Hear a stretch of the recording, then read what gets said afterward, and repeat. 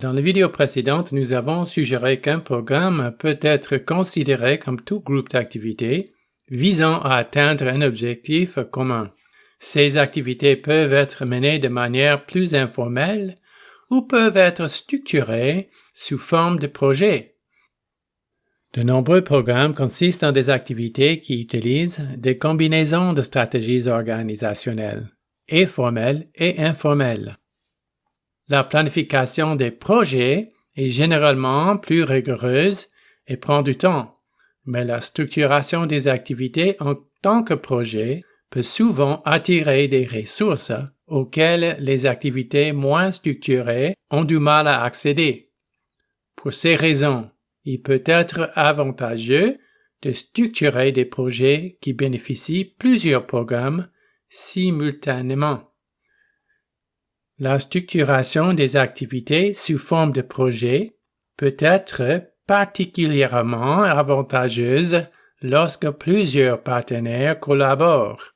Ceci est surtout vrai lorsque ces partenaires commencent à travailler ensemble pour la première fois ou lorsqu'ils ont des orientations culturelles différentes. Les raisons pour lesquelles ceci est le cas ne sont peut-être pas immédiatement évidentes, mais il vaut la peine de prendre le temps de les comprendre. Deux éléments qui sont essentiels à la réussite de toute entreprise qui implique plus d'une personne sont la confiance et la coordination. Celles-ci, à leur tour, sont étroitement liées aux attentes des personnes impliquées dans l'entreprise. Lorsque les attentes sont satisfaites, la confiance grandit et les activités du projet se déroulent de manière coordonnée. Cependant, lorsque les attentes ne sont pas satisfaites, la confiance peut être rompue et remplacée par la déception. La coordination laisse place à la confusion et la progression vers les objectifs du projet est perturbée.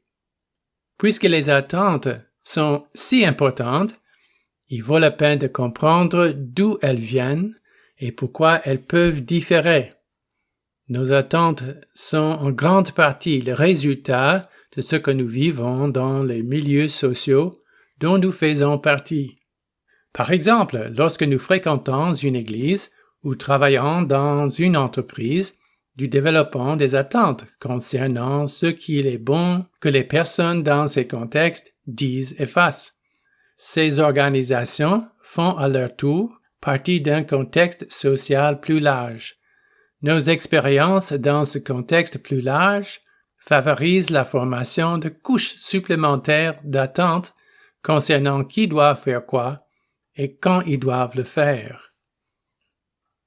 Lorsque les attentes que nous développons au cours de notre vie sont très similaires à celles des personnes qui nous sont importantes, nous pouvons même ne pas être conscients qu'il pourrait être possible d'avoir des attentes différentes des nôtres.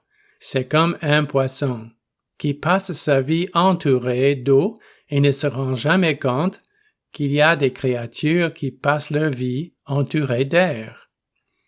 Il y a des moments, cependant, où nous subissons les conséquences d'attentes différentes, même si nous ne savons pas que c'est la cause de notre malaise. Par exemple, il peut être nécessaire à un moment donné de travailler avec quelqu'un d'une autre organisation. Cette personne peut s'attendre à ce que des informations importantes soient communiquées en personne, tandis que les personnes de votre organisation peuvent habituellement échanger ces informations via WhatsApp.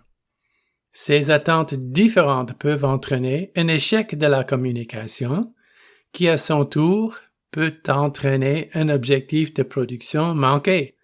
Cela peut provoquer des tensions interpersonnelles et une diminution de la confiance. Lorsque cela se produit, nous pouvons avoir l'impression que l'autre personne est paresseuse ou irresponsable, alors qu'en fait, elle avait simplement des attentes différentes sur ce que devrait être fait. Si cela peut être le cas lorsqu'une personne travaille avec une personne d'une organisation différente, Une personne qui partage néanmoins des attentes communes à tous les deux en vertu d'un contexte social partagé. C'est beaucoup plus le cas lorsque de nombreuses personnes venant d'organisations différentes et de contextes sociaux différents commencent à travailler ensemble pour la première fois. Lorsque ceci est le cas, il est impossible de savoir ce que les autres attendent, à moins que leurs attentes ne soient clairement et intentionnellement communiquées. Le processus de planification d'un projet ensemble offre une opportunité de rendre explicite les attentes de chaque organisation avant le début des activités du projet.